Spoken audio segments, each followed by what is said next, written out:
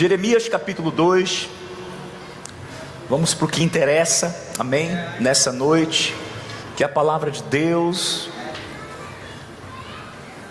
E fale com essa pessoa, diga: olha, você veio aqui para ouvir a palavra, preste atenção, Deus vai falar com você, amém? Jeremias capítulo 2, você que já abriu a Bíblia aí, Jeremias 2, feche seus olhos.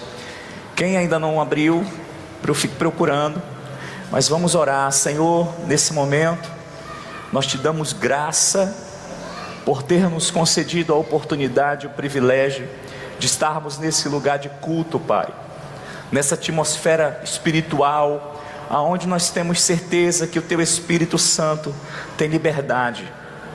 E nesse momento eu quero te pedir, Pai, que o Senhor flua nesse lugar, que as palavras, Senhor, aqui nessa noite sejam para cada um de nós espírito e vida, que seja ela fogo consumidor, martelo que esmiuça a penha, espada de 2 gumes, que ela venha, Pai, do céu para o nosso coração, que o Senhor seja exaltado aqui hoje. Nós sabemos que não é pelo muito falar, mas naquilo que for falado aqui nessa noite, seja, meu Deus amado, a direção vinda do Teu coração para as nossas vidas, e que ao sairmos desse lugar, Deus, possamos sair, Pai, com uma nova perspectiva de vida, com um novo entendimento, com uma fome, com um desejo diferente. Realmente, Pai amado, a Tua palavra venha transformar a nossa vida, nosso coração, que ela não fique apenas no nosso nível intelectual, mas que ela penetre, Pai, no nosso coração e gere mudanças e transformações na nossa vida, no nome do Senhor Jesus, amém? Jeremias capítulo 2, versículo 13, amém? Diz assim a palavra do Senhor: o meu povo cometeu 2 crimes. Eles me abandonaram a mim, eles abandonaram a mim, a fonte de água viva, e cavaram suas próprias cisternas rachadas, que não retêm água. Vamos ler novamente. O meu povo cometeu 2 crimes. Eles me abandonaram a mim, a fonte de água viva, e cavaram as suas próprias cisternas rachadas, que não retém água. Amém? O tema da minha mensagem hoje, se a gente fosse colocar um tema, seria aprendendo com os erros de Israel. Porque, irmãos, o povo de Israel foi um povo privilegiado, foi um povo escolhido por Deus, e foi um povo que não soube aproveitar tudo isso que Deus lhes proporcionou. Todos nós conhecemos a história do povo de Israel, que começou lá em Abraão. Deus havia tirado Abraão da sua terra, da sua parentela, lhe fez promessas. Deus prometeu a Abraão que a sua semente seria abençoada, se multiplicaria sobre a terra, encheria a terra. Deus disse que daria à descendência de Abraão uma terra que manava leite e mel. Deus queria que Israel fosse uma referência para todas as outras nações, para todos os outros povos da terra. A gente vai vendo no decorrer da história, em Gênesis, né? Nasceu Isaac, deu prosseguimento, deu continuidade à bênção de Abraão.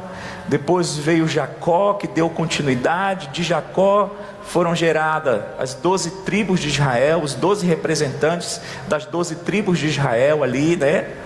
Através dos 12 filhos dele, que estavam no Egito até então. Foi lá que essa nação se multiplicou.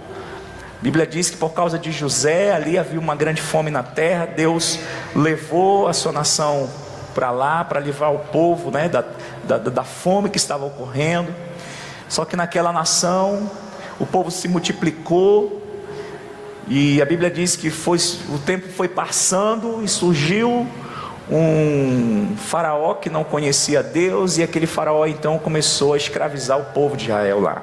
Durante 430 anos, a nação de Israel ficou lá no Egito, mas Deus não se esqueceu daquele povo. Deus se lembrou quando viu seu povo clamando, sofrendo tudo que eles estavam sofrendo naquela terra. Tudo isso fazia parte de um propósito de Deus. A gente precisa entender que tudo na nossa vida faz parte de um plano de Deus, faz parte de um propósito. Uma das coisas que a gente não pode fazer nunca é murmurar. A gente precisa sempre ter aquela convicção, aquela certeza de que Deus está do nosso lado. Mesmo que as coisas às vezes não sejam favoráveis, mesmo que as coisas não estejam acontecendo como a gente quer que aconteça, vai chegar um momento, sempre vai chegar um momento da intervenção de Deus a nosso favor. Chegou o momento da intervenção de Deus. Deus levantou Moisés, do meio do povo, e através de Moisés Deus libertou a nação do Egito, levou eles para o deserto. Todos nós vimos falar dos sinais, das maravilhas que Deus fez para tirar o povo de Israel lá do Egito. Deus os fez passar pelo deserto, e durante 40 anos aquele povo ficou no deserto, e isso por causa da dureza de seus corações, porque quanto mais a gente é duro de coração para entender os planos e os propósitos de Deus, mais tempo a gente fica na prova. Infelizmente, muitos israelitas não entraram na terra prometida, exatamente porque murmuraram, reclamaram, não souberam passar pelo processo, não foram aprovados no momento em que foram provados, e muitos morreram lá. Apenas os que tinham 20 anos, dos 20 anos para baixo, dos que saíram de Israel, foram os que entraram na terra prometida. Os demais, infelizmente, todos morreram no deserto. E Deus havia prometido, irmãos, que esse povo se tornaria um povo forte, um povo que seria referência, Deus entregou a esse povo uma lei por intermédio de Moisés. Deus deu a esse povo algo que Ele não deu para mais ninguém. Então a gente pode dizer que Israel de fato foi privilegiado, porque eles eram o único povo, a única nação que seguia o Deus verdadeiro. Todas as outras nações, todos os outros povos serviam a um Deus falso, serviam a imagens de escultura, serviam a demônios, seguiam seus ensinamentos, que muitas vezes eram cruéis. Muitos que eram obrigados a sacrificar seus próprios filhos, a participar de rituais malignos. Deus não, Deus ele estabeleceu uma lei que favorecia a humanidade, e que se o homem cumprisse essa lei na boa terra que o Senhor havia dado a eles, eles seriam bem-sucedidos em tudo aquilo que eles realizassem, em tudo aquilo que eles fizessem. Então nós podemos dizer que Israel era uma nação privilegiada, tinha tudo o que eles precisavam ter. Eles não precisavam de outros deuses, eles não precisavam de mais nada, a não ser se submeter a Deus e adorar esse Deus, que os exaltaria cada vez mais, faria com que eles se tornassem cada vez mais numerosos, mais poderosos, mais prósperos. Eles teriam Deus como o seu rei, eles teriam Deus como aquele que lhes protegia, como aqueles que lhes conduzia a toda a vitória, a todo o sucesso. Se nós lermos aqui, irmãos, os 5 primeiros livros, a gente vê o quanto que Deus foi bom com esse povo.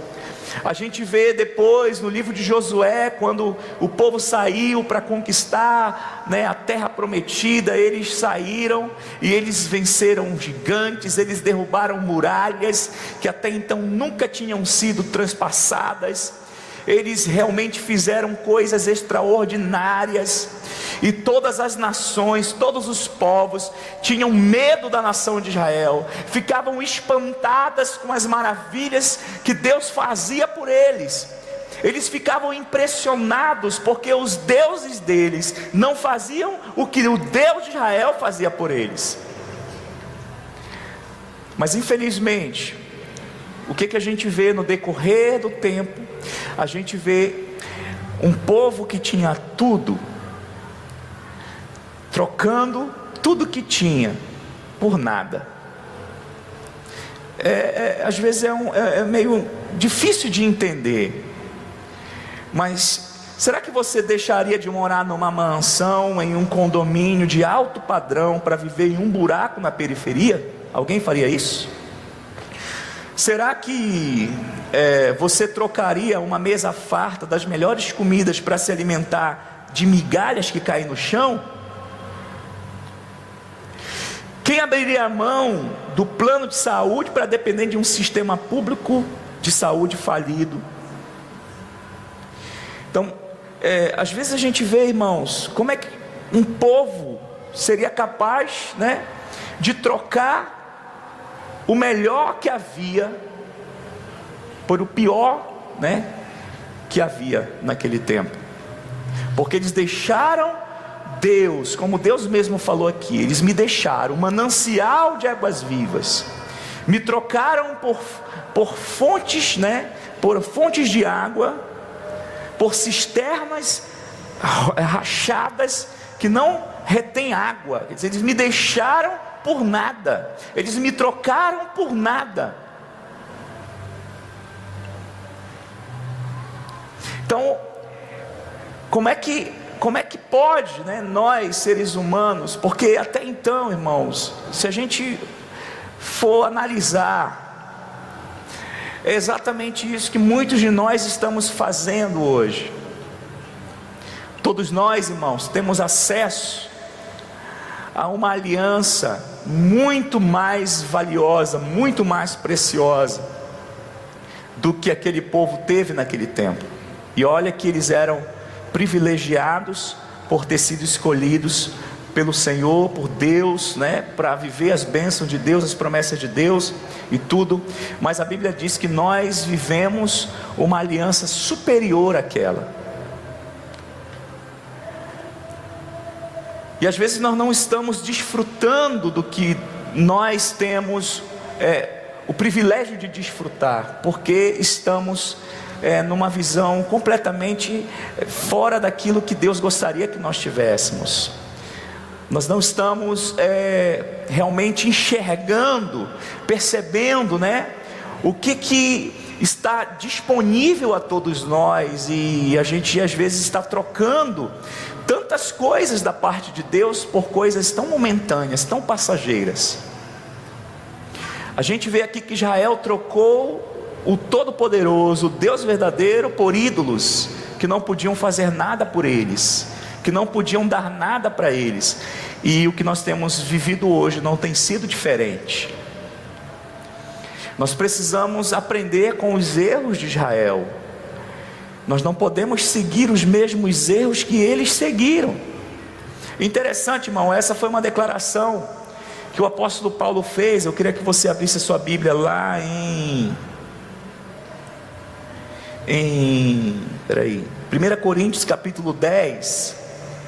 E Paulo exorta a igreja, né, para que a gente não caia no mesmo erro, para que a gente não troque a glória de Deus por coisas tão passageiras, porque é isso que muitos de nós hoje estamos trocando na igreja atual, né? Nós somos o povo de Deus, né? Atualmente nós somos o povo de Deus, nós representamos Israel.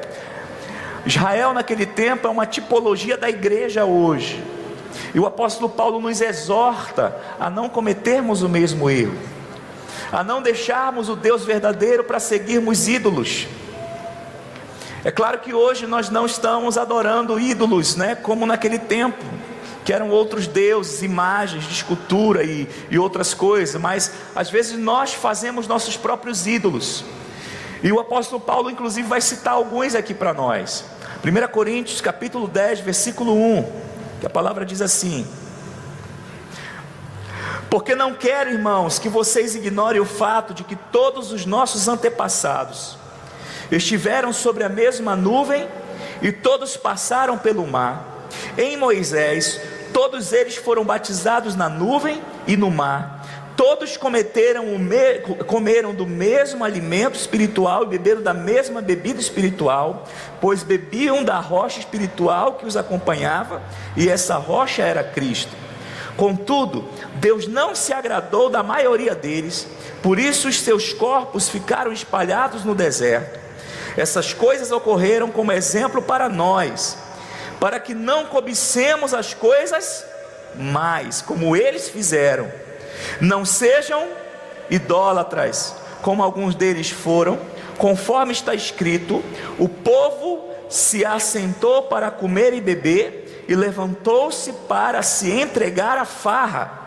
Não pratiquemos imoralidade, como alguns deles fizeram. E num só dia morreram 23.000. Não devemos pôr o Senhor à prova, como alguns deles fizeram, e foram mortos por serpentes. E não se queixem, como alguns deles se queixaram, e foram mortos pelo anjo destruidor. Essas coisas aconteceram a eles como exemplos, e foram escritas como advertência para nós, sobre quem tem chegado o fim dos tempos. Assim, aquele que julga estar firme, cuide-se, para que não caia. Não sobreveio a vocês tentação, se não fosse comum aos homens, e Deus é fiel, e Ele não permitirá que vocês sejam tentados além do que podem suportar, mas quando forem tentados, Ele lhes providenciará um escape, para que o possam suportar. E por isso, meus amados irmãos, fujam do que, irmãos? Da idolatria. Não deixe o Senhor. O que é a idolatria, na verdade? Idolatria é quando você coloca qualquer coisa acima de Deus. E na verdade, irmãos, o lamento de Deus em Jeremias capítulo 2 é esse: é que o povo, apesar de ter visto, o que Deus havia feito por eles, eles não consideraram o que Deus havia feito por eles, mas colocaram outras coisas acima de Deus em suas vidas. Idolatria é isso. E ser idólatra, muitas vezes a gente costuma julgar, a religião católica, por exemplo, porque eles cultuam, a outros santos, outros deuses, e a gente, claro, sabe que isso é o pecado de idolatria, porque Deus não divide a sua glória com ninguém. Ele não aceita que nós ofereçamos culto a outro Deus que não seja Ele. Então, todas as vezes que nós fazemos petições e orações a tudo que não seja Deus, nós estamos nos tornando idólatras. No meio evangélico isso acontece demais. Hoje em dia muitas pessoas idolatram homens, que se autodenominam semideuses, porque estão ali chamando as pessoas, para seus cultos, dizendo que só eles são capazes de mudar, solucionar a vida delas, através de algo que ele consagrou no monte, ou preparou uma rosa ungida, um sal ungido, ou alguma coisa, e as pessoas vão ali, e muitas pessoas ficam ali pedindo orações para esses homens, que às vezes a gente olha como semideus, porque as pessoas os idolatram, infelizmente. Um dia eu estava na cidade de Colinas, no Tocantins, e eu estava pregando lá, e eu estava ministrando sobre cura. Deus havia curado muitas pessoas, e uma mulher naquele culto de cura me falou: poxa, se a fulana de tal tivesse vindo aqui com você, com certeza ela teria sido curada, mas ela decidiu, que ela ia ser curada apenas quando o pastor fulano de tal, que era um pastor que estava curando muita gente na televisão, se esse pastor orasse por ela, ela seria curada. Ela não acredita que outros pastores podiam orar e ela também ser curada. E ela pegou, fez um investimento, foi lá para São Paulo, para aquele culto, lá onde havia muitas pessoas, e ela não foi curada. Ela voltou doente do mesmo jeito, porque a fé dela não estava em Jesus Cristo, estava no homem. Mas às vezes nós não podemos colocar a culpa na pessoa. O problema é que a propaganda do evangelho hoje é essa, A gente vê, por exemplo, se você vir na minha igreja você vai ter o seu problema resolvido. Não, irmão, se você vir a Jesus, você vai ter o seu problema resolvido. Não é na Nova Aliança, na Quadrangular, na Batista, na Universal, na Mundial, na Assembleia, não. É em Jesus. Mas hoje as pessoas, elas idolatram homens. Elas acham que são os homens que vão resolver seus problemas. Não é o homem, irmãos. Numa outra ocasião, um testemunho de uma senhora que tinha uma amiga que estava muito doente. E ela pensou: nossa, eu vou trazer essa minha amiga no culto do pastor, que ele é um homem de Deus. Mas quando ela chegou na igreja, quem estava pregando era um jovem de 14 anos. E ela então começou a subestimar aquele jovem, dizendo: rapaz, eu pensei que fosse o pastor que fosse estar pregando no culto, né?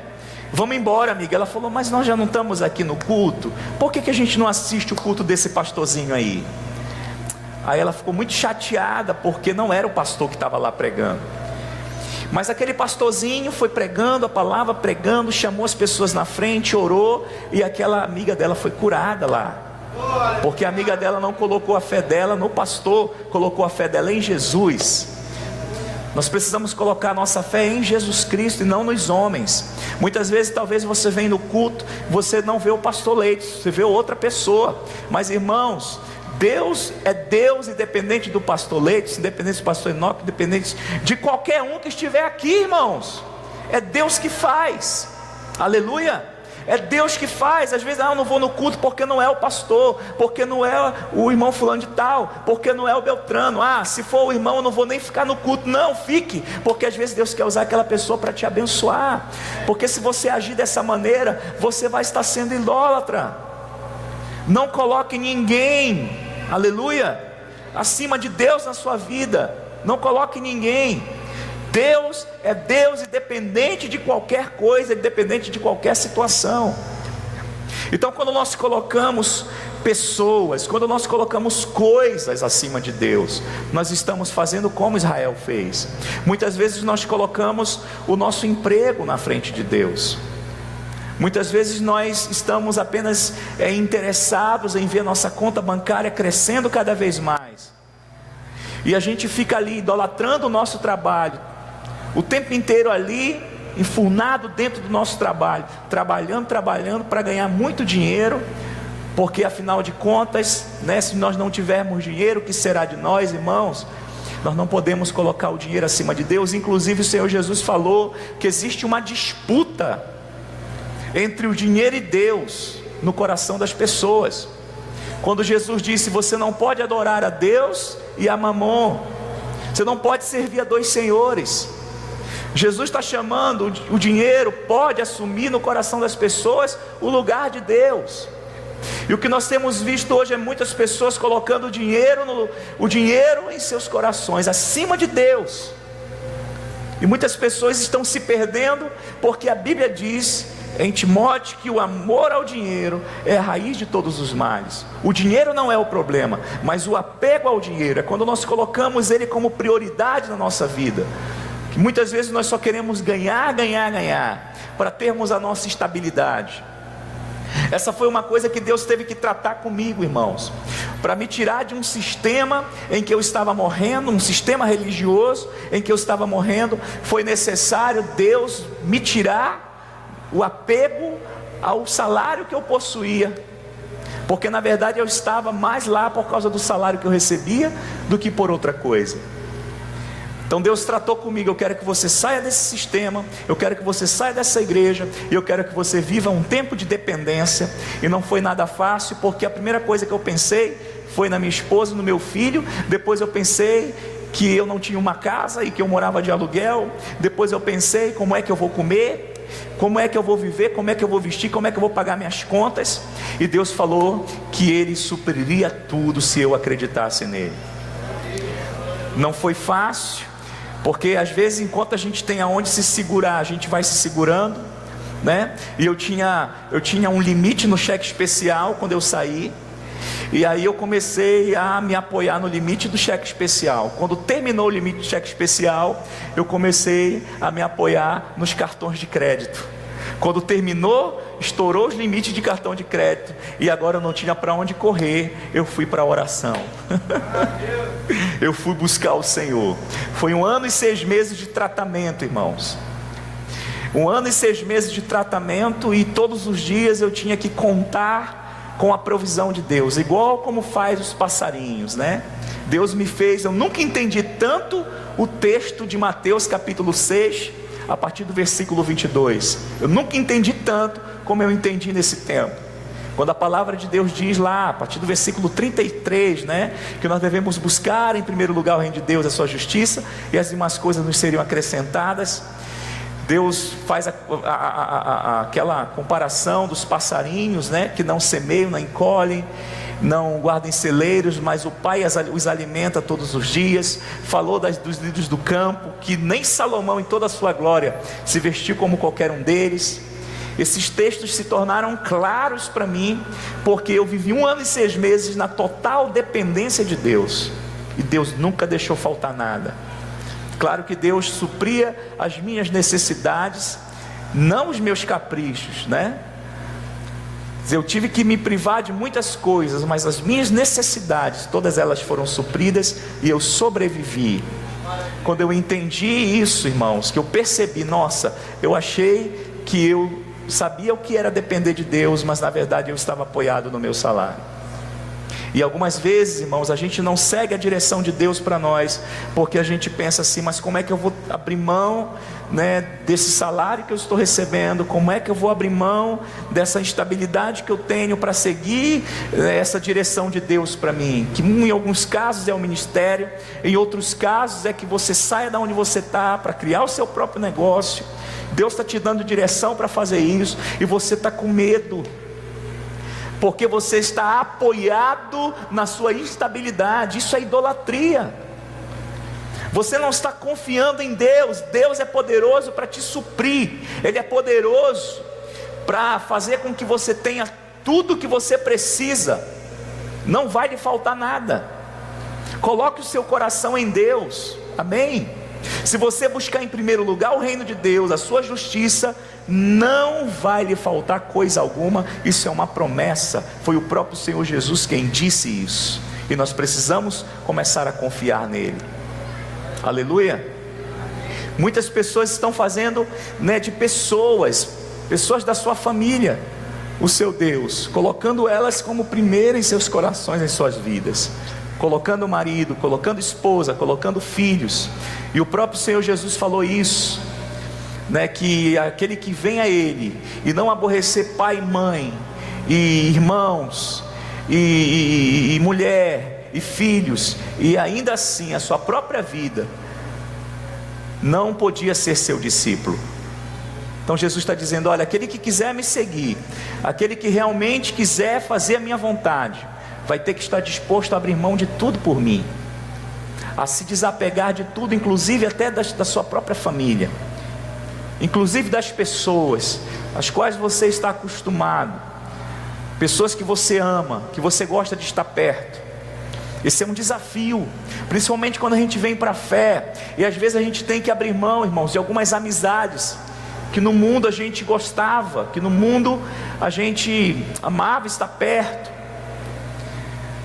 às vezes de situações, de profissões, como no meu caso, eu era músico, tocava na noite, eu gostava do que eu fazia, eu ainda era pago por isso. Eu gostava de tocar, eu gostava de viajar com a banda, eu gostava, e eu ainda recebia por isso. E Deus chegar para mim e dizer, eu quero que você abra mão de tudo isso, para você me seguir. Eu tenho um plano para você, maior do que tudo isso. Mas aí até então a gente não vê o plano. Até então tudo que a gente vê são dificuldades, né? Porque largar aquilo também significava deixar o meio pelo qual eu tirava um dinheiro, e também o meio pelo qual eu me divertia, e também abrir mão de amigos, de pessoas que estavam no meu coração. Mas nós não podemos colocar nada acima de Deus, irmãos. Deus precisa estar acima de tudo na nossa vida. Há 2 domingos atrás eu estava falando sobre o primeiro mandamento, né? Que é amar a Deus sobre todas as coisas, né? que é amar Ele com todo o coração, com toda a alma, com toda a força, com todo o entendimento, e ao próximo como a si mesmo, né? Eu falei muito sobre o primeiro mandamento, né?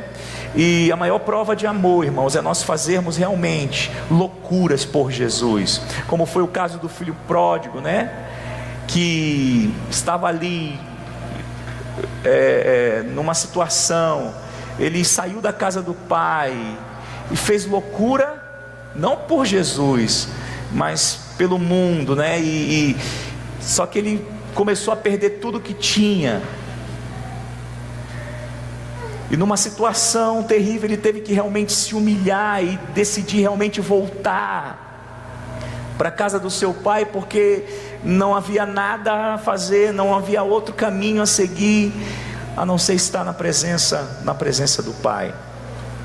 E ele teve que passar por cima do seu orgulho, teve que passar por cima de muita coisa, se ele quisesse recuperar novamente tudo aquilo que ele havia perdido. Muitas vezes é isso que nós precisamos fazer, amém? Talvez você tenha estado distante de Deus, e o fato de você ter deixado Deus tem trazido à sua vida tanta dor, tanto sofrimento. E Deus deseja que você hoje passe por cima do seu orgulho. Deus deseja que você passe por cima, né, de muitas das suas razões, e volte de todo o seu coração para o Senhor, para que Ele possa restituir tudo aquilo que o inimigo tirou de você, e você possa ter novamente a presença de Deus na sua vida, porque sem Ele nós não somos nada, irmãos. Não podemos trocar o Senhor por diversões, trocar o Senhor por sensações, coisas passageiras, coisas momentâneas. Muitas vezes nós estamos trocando o Senhor por coisas, irmãos, que às vezes a gente pensa assim: nossa, como é que pode, né, trocar o Senhor, deixar tudo aquilo que Deus, né, entregou para essa pessoa. Deus às vezes entregou para você um ministério, entregou para você algo grande, e muitas vezes você está trocando Deus, né, por coisas tão banais. Eu fico pensando, nossa, como é que Judas foi capaz de vender o seu ministério, irmãos, de vender tudo aquilo que Jesus havia proposto para ele? Como é que ele foi capaz de fazer isso por 30 moedas? É claro que aquelas 30 moedas tinham um determinado valor, mas como é que ele foi capaz de trocar algo eterno por algo tão momentâneo, por algo tão passageiro? E a Bíblia diz que ele nem ficou com aquele valor. Inclusive os apóstolos dizem em Atos capítulo 1 que o valor daquelas 30 moedas foi para comprar o lugar aonde ele se enforcou. Como é que a gente pode trocar Deus por momentos? Como é que a gente pode trocar Deus por sensações? Como é que a gente pode trocar Deus por pessoas? Como tem gente trocando Deus por pessoas, se envolvendo em um jugo desigual com infiéis, pessoas às vezes fazendo sociedades, fazendo alianças, deixando a palavra de Deus de lado, se envolvendo em relacionamentos com pessoas que não são de Deus. Você está deixando o Senhor, porque você está ferindo aquilo que está escrito na palavra. E muitas pessoas estão deixando Deus, às vezes por namoro, trocando Deus por namoro, trocando Deus, a presença gloriosa de Deus, por um momento de sexo, um momento de prazer, trocando Deus por coisas, irmãos, por bens que são dadas a essa pessoa de forma ilícita muitas vezes, trocando Deus por um lucro desonesto. Muitas estão trocando Deus por coisas lícitas, né? Mas muitas estão trocando Deus por coisas ilícitas. Nós precisamos analisar o nosso coração. Nós precisamos fazer uma autoanálise acerca de onde está o nosso coração. Será que de fato eu tenho colocado Deus acima de tudo em minha vida, ou tenho colocado outras coisas? Coisas banais. Eu não sei quem foi que postou hoje no Facebook, mas falou foi um negócio interessante. Não foi no Facebook, foi no WhatsApp. Foi o Jal, alguém compartilhou, o Jal espalhou. Mas quem lembra aí? Deixa eu pegar aqui que eu não lembro direito, eu não estou com uma memória boa hoje. Mas ele fala lá sobre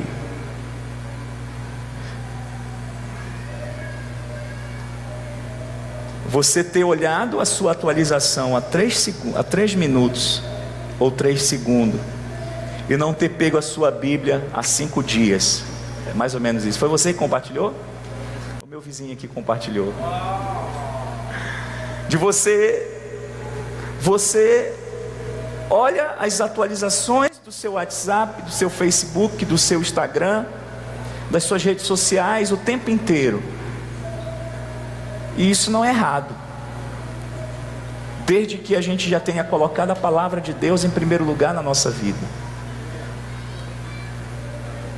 Desde que o tempo inteiro eu entenda que esse livro é importante para mim, mais importante do que a Netflix, mais importante do que o jogo de futebol, mais importante do que qualquer coisa. Se eu já coloquei aquilo como prioridade na minha vida e fiz aquilo não como uma performance de que eu tenho que fazer aquilo, mas eu fiz aquilo de todo o meu coração, com prazer. Eu não estou dizendo, irmãos, que é errado a gente curtir alguma coisa. Não é errado a gente curtir o nosso WhatsApp de vez em quando, conversar. Não é errado a gente olhar de vez em quando as atualizações do Facebook, quantas curtições aquela nossa foto levou, ou vídeo. Não é errado, mas desde que isso não se torne algo que esteja roubando a glória de Deus na nossa vida, irmãos. Não é errado você ter alguém para conversar, não é errado você ter amigos, não é errado você trabalhar. Mas tudo que nós fizermos, nós precisamos entender, irmãos, que Deus precisa estar na frente. Deus precisa ser o primeiro em tudo aquilo que nós fizermos. Porque foi esse o erro que Israel cometeu. Eles tinham tudo. Eles receberam muitas bênçãos da parte de Deus, mas eles foram trocando aquelas coisas. Eles foram deixando Deus. Se você ler o livro de Juízes, é triste o livro de Juízes, porque você vê uma nação que vai deixando Deus o tempo inteiro. E Deus então levanta os inimigos de Israel para escravizá-los e dominá-los, e muitas vezes eles foram dominados por anos, até que eles clamam a Deus de novo.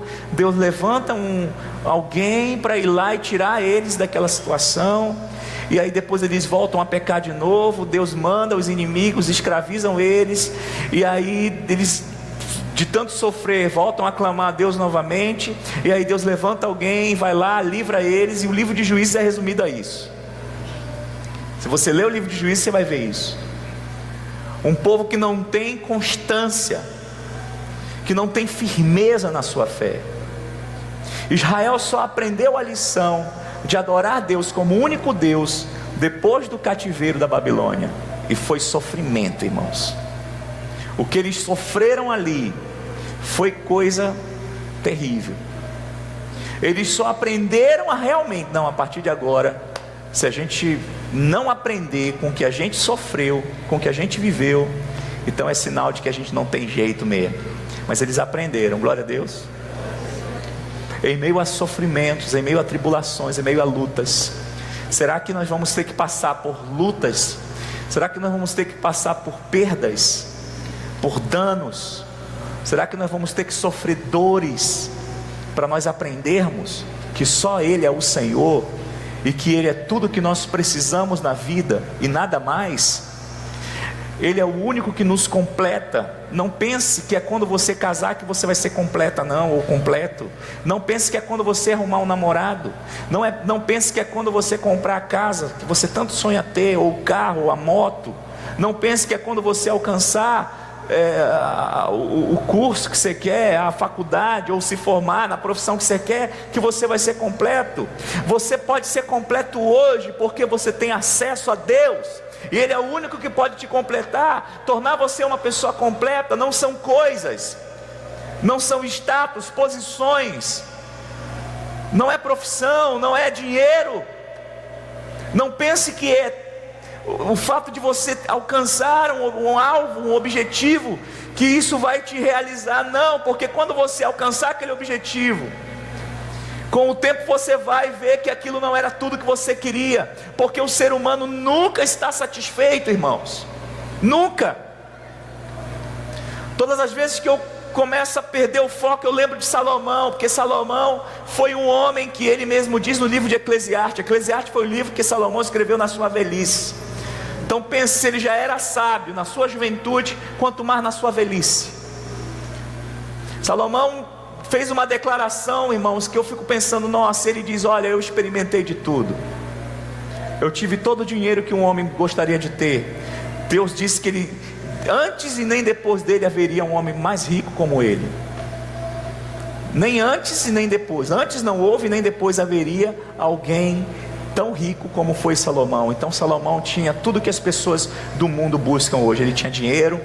Salomão morava no melhor lugar que uma pessoa podia morar. Se nós trouxéssemos os bens de Salomão para os dias de hoje, eu não consigo nem imaginar, irmãos, nem imaginar o que esse homem teria. Salomão experimentou de tudo. Experimentou de tudo. Ele mesmo diz: eu experimentei de tudo, eu não neguei nada que eu desejei, não me neguei nada que eu desejei ter, não me neguei. Inclusive, mulherengo, teve 1000 mulheres só. 700 mulheres e 300 concubinas. Então ele foi um homem que experimentou coisa na vida, irmãos. Mas ele diz: olha, gente, bom mesmo é buscar a Deus. Bom mesmo é buscar a Deus. Porque mesmo experimentando tudo, ele não conseguiu preencher o vazio que havia em seu coração. Ele não conseguiu preencher o espaço que havia em sua vida.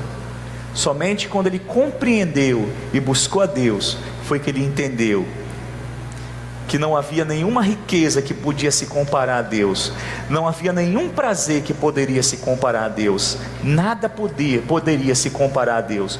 Tudo que as pessoas buscam hoje, e elas têm uma falsa crença de que ao alcançarem aquilo que elas têm como objetivo, elas vão realmente se completar. Não, o que completa você já está disponível a você. O que completa você já está a seu acesso. Só Deus pode nos preencher. Existem pessoas ricas que não têm nada, e existem pessoas pobres que têm tudo. Quando eu digo isso, eu digo: existem pessoas ricas que tudo que elas têm é dinheiro, mas elas são pobres. Mas existem pessoas pobres que não têm nada, mas que são ricas porque têm Deus. É como diz o ditado: o pouco sem Deus é muito. Opa, desculpe. O pouco com Deus é muito. O muito sem Deus é nada. Você pode ter de tudo. Você pode ter 3, 4, 5 mulheres, 2. Você não vai ser uma pessoa completa. Ou vice-versa, você pode ter 2, 3, 4, 5 maridos. Você não vai ser uma pessoa completa. Você pode ter muitos filhos, você não vai ser completo. Você pode ter na sua conta agora, de repente, piscar de olhos, pode cair na sua conta 10 milhões. Olha, tem gente que até glorificou, até falou em línguas. Na hora do louvor eu não vi orar em língua, mas eu falei isso aqui. Quase é batizado no Espírito Santo. Mas isso não vai te completar. Só quem completa é Ele, irmãos. Não troque Deus por nada na sua vida. Não troque Deus por momentos, por sensações, por alguns minutos de prazer. Não troque Deus. Não troque o que Ele tem para você. Cada vez que você se entrega ao pecado, é como se você fizesse o caminho de volta. É como se você regredisse na sua vida e você tivesse que fazer tudo de novo para você chegar onde você estava. Então eu fico pensando, antes de pecar, eu penso, cara, se eu for fazer isso, eu vou voltar lá atrás de novo. Não, eu já caminhei até aqui, eu vou suportar, eu vou aguentar, eu vou buscar Deus, Ele vai me dar força, mas eu não vou ceder a essa tentação, eu vou continuar, porque o que Deus tem para mim lá na frente nem se compara com esse pequeno momento de prazer que eu vou ter aqui agora, nem se compara com o que Deus tem reservado para mim. Às vezes a bênção está perto, irmãos, está perto. Às vezes Deus está quase te abençoando e você está morrendo na praia. O diabo vem com uma oferta, o diabo vem com uma situação, com algo, e você se deixa levar por aquilo. Se você colocar Deus acima de tudo na sua vida, você não vai se deixar levar por nada nessa vida. Sua perspectiva será eterna. Você terá uma visão além do que a sua visão carnal vê. Talvez o que você está vendo hoje não seja um quadro que você gostaria de estar vendo na sua vida, mas eu quero te dizer que Deus tem algo grande para você, e não está longe o que Ele tem para você, está perto. Não coloque nada acima de Deus na sua vida. E se você tem colocado algo acima de Deus na sua vida, Deus está te chamando de volta. Faça o caminho de volta, coloque Ele como primeiro. Não faça como Jael. Não espere vir a dor, não espere vir o sofrimento para você perceber o tanto que você perdeu. Eu fico pensando, uma vez eu fui visitar minha sogra no hospital, ela tinha passado mal, ela estava quase morrendo numa situação. Deus nos trouxe de uma cidade para a gente ver o estado dela, e a gente teve que levar ela para o médico, e o médico, olha, eu não sei nem como é que ela está viva. Graças a Deus, deu tudo certo, minha sogra está bem, amém, está viva, está bem. Deus agiu ali, ela passou por cirurgia, mas não é esse o caso que eu quero falar. Quando nós estávamos na emergência com ela, estava eu, a minha esposa e ela lá na emergência, lá ela já estava no leito, lá no lugar, tinham várias pessoas lá também, e tinha algumas pessoas lá, e tinha uma jovem que estava sofrendo muito. Ela tinha tentado se matar, e ela estava sofrendo muito, e aquilo começou a mexer comigo. Meu Deus, eu não consigo ficar aqui parado. Eu me levantei, eu comecei a orar pelas pessoas que estavam lá no quarto, e eu comecei a orar por elas, orei pela jovem, orei pelas pessoas. Deus começou a me usar ali, as pessoas começaram a ficar curadas. Mas de repente, irmãos, o que mais me surpreendeu foi ter entrado um senhor naquele lugar. E tinha em torno, mais ou menos, aparentava ter em torno de 50 anos mais ou menos, ou mais de 50 anos. E ele chegou ali, irmãos, esse homem estava sofrendo muito, sentindo muitas dores mesmo, estava terrível a situação dele. Eu vi, cara, esse cara não vai sobreviver. E eu já tinha orado por todo mundo. Ele chegou depois, e eu cheguei lá com ele. Eu falei, meu amigo, eu sou pastor, eu posso fazer uma oração por você? Ele só balançou a cabeça, né? E aí eu comecei a orar por ele. Ó Deus, tem misericórdia desse homem, Deus, tu tens um plano para ver. Eu comecei a fazer uma oração que nem eu mesmo estava entendendo porque eu estava orando daquele jeito. Eu estava orando como se aquele homem fosse um homem de Deus, e eu falei, Deus, tu tens um plano, tu quer realizar o teu plano na vida dele, mas por algum motivo esse homem se afastou. E eu comecei a fazer uma oração, e eu dei, meu Deus, o que é que eu estou orando aqui?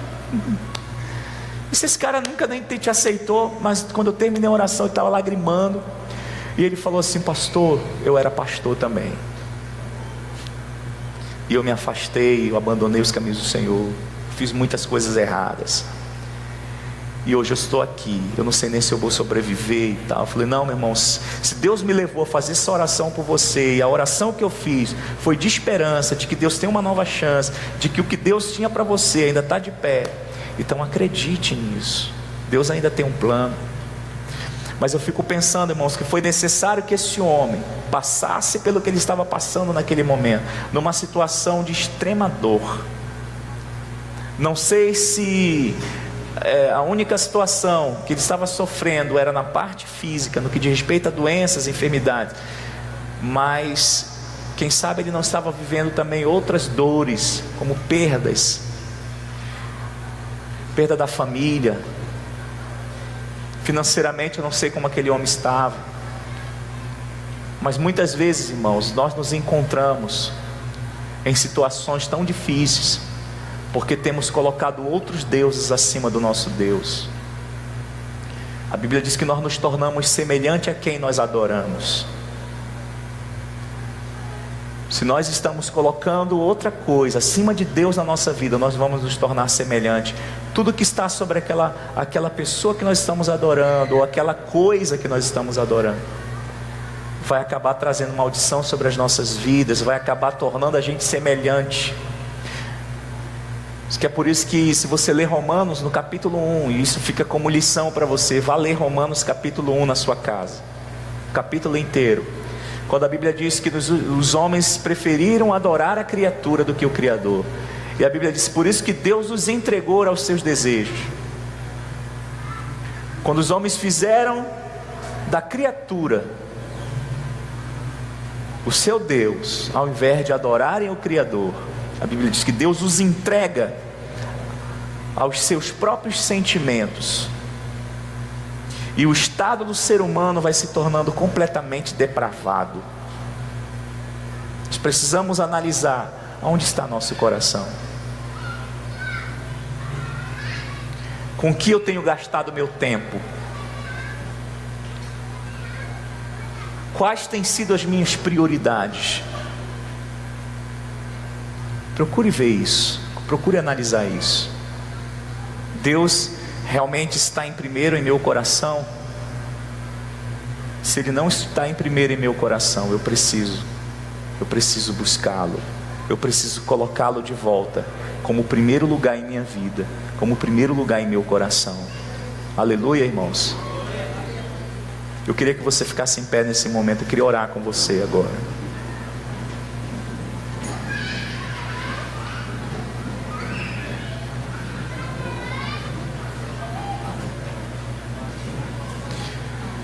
Eu vou cantar uma canção aqui. Tem como ajeitar o teclado aqui, para mim? Vou botar aqui de frente.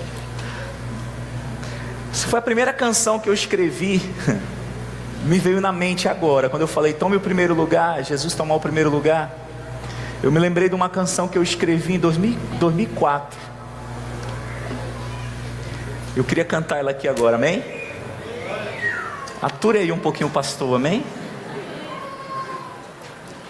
Mas é uma canção que fala de nós colocarmos Jesus em primeiro lugar nas nossas vidas. Eu queria que você meditasse nessa letra, pensasse nessa canção e realmente fizesse de Jesus aquele que é o primeiro em tudo na sua vida, amém? Não faça como Israel, que trocou o Senhor, e Deus disse, me trocaram o manancial de águas vivas, o único que pode suprir, satisfazer, preencher, por cisternas rotas, que não tem água. Que Deus tenha misericórdia de nós. Aleluia.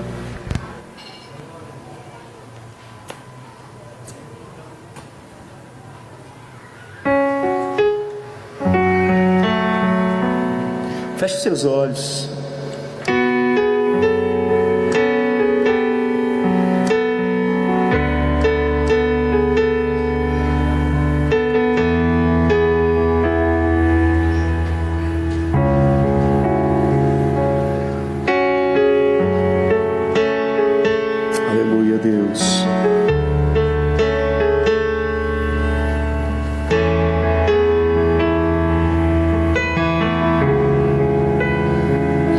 Jesus, toma o teu lugar, toma o teu lugar em meu coração. Você pode dizer isso a Ele. Jesus, toma o teu lugar, toma o teu lugar em mim, Senhor. Jesus, toma teu lugar. Jesus, toma o teu lugar, toma o teu lugar em meu coração. Jesus, toma o teu lugar, toma o teu lugar em mim, Senhor. Eu quero te conhecer, eu quero te conhecer.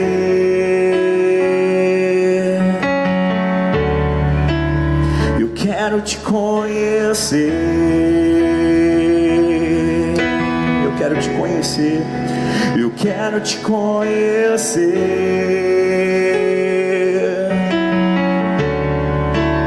Eu quero te conhecer.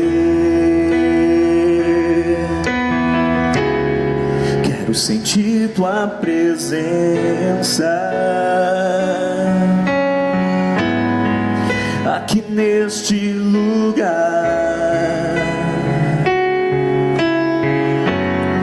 Quero sentir tua presença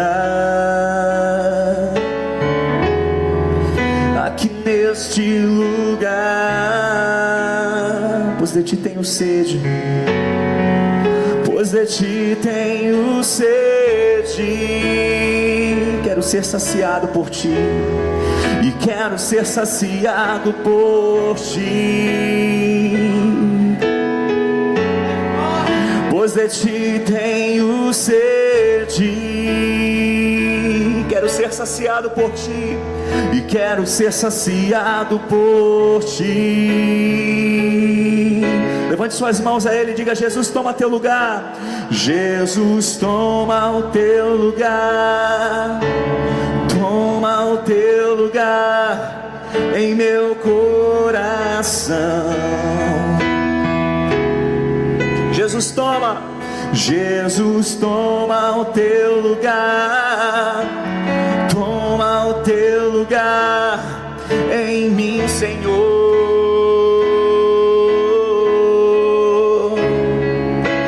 Jesus, toma o teu lugar, toma o teu lugar em meu coração. Peça isso a Ele.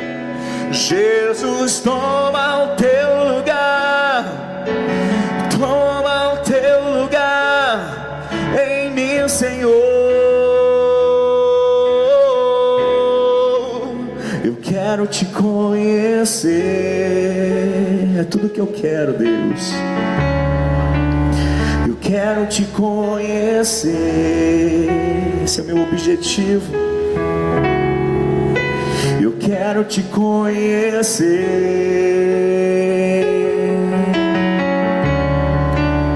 Eu quero te conhecer. Eu quero sentir tua presença nesse lugar. Quero sentir tua presença aqui neste lugar. Aqui neste lugar. Quero sentir tua presença aqui neste lugar. Pois de ti tenho sede, Senhor. Pois de ti tenho sede. Eu quero ser saciado por ti. Pois de ti tenho sede.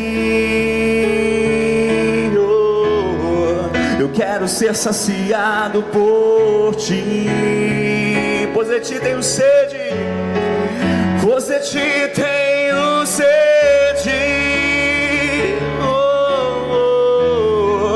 Quero ser saciado por ti. Pois de ti tenho sede,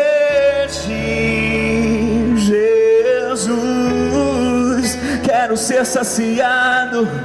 Somente tu é quem sacia, Senhor. Jesus, toma o teu lugar, toma o teu lugar em meu coração.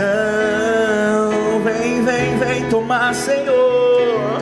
Jesus, toma o teu lugar, toma o teu lugar em mim, Senhor.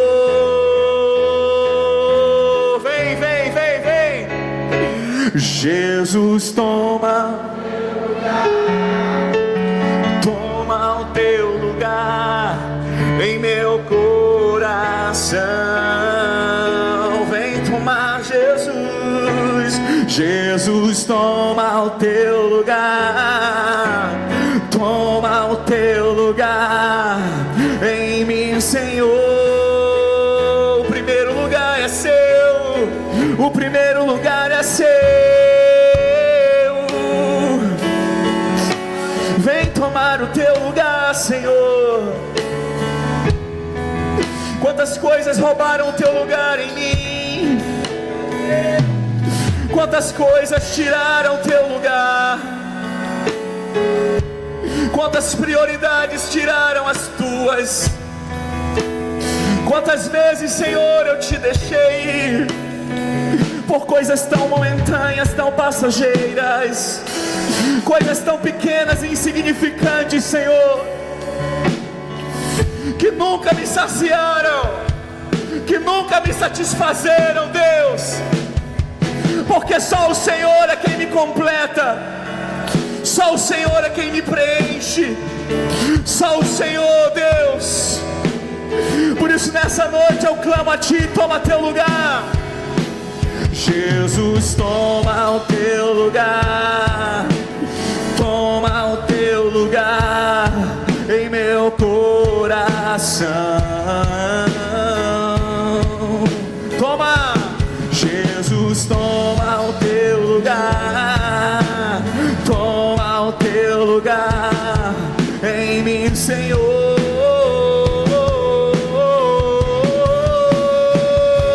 Jesus, toma o teu lugar, toma o teu lugar em meu coração, em meu coração. Seja o centro, Senhor. Jesus, toma o teu lugar, toma o teu lugar em mim, Senhor. Eu quero te conhecer,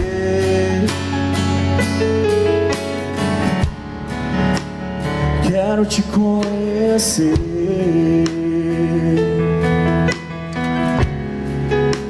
Eu quero te conhecer.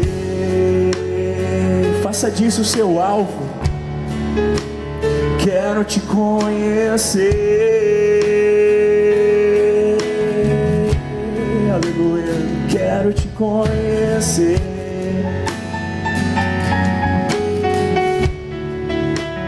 Quero te conhecer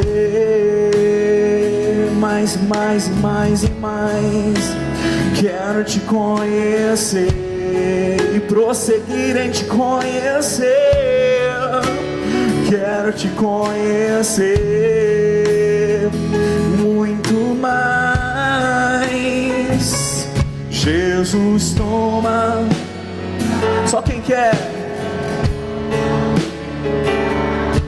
Em meu coração. Só quem quer. Toma teu lugar, Jesus. Jesus, toma. Ora, lama semana. Em mim, Senhor.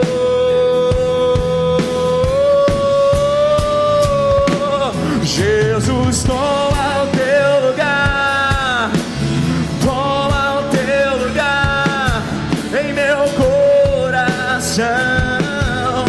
Primeiro lugar é teu. Jesus, toma o teu lugar, toma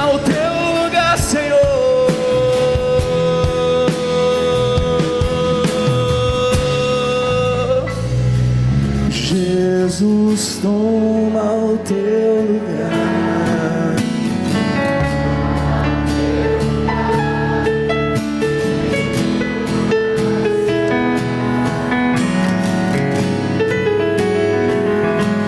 Jesus, toma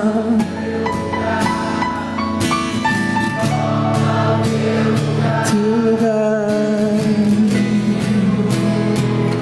Aleluia.